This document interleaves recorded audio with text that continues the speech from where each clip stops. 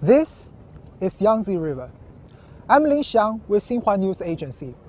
I'm currently in Wuhu City, East China's Anhui Province. The man behind me is a working staff of local fishery administration law enforcement team.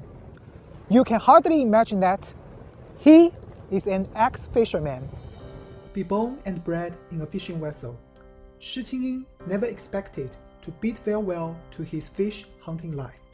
In January 2020, in a significant move to protect biodiversity, China began a 10-year fishing moratorium in Yangtze River Basin.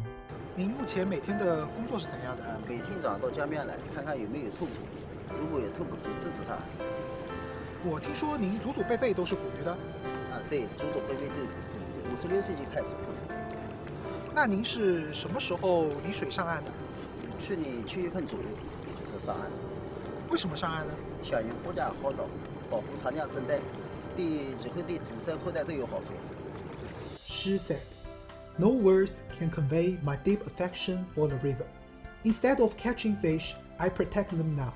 I still make a living by the river. Apart from fishery protection, Shi also runs a coriander shop. His fellow villagers all have different means of subsistence." Innumerable ex-fishermen like Shi Qingying living alongside Yangtze River chose to devote themselves into the protection of the Great Mother River.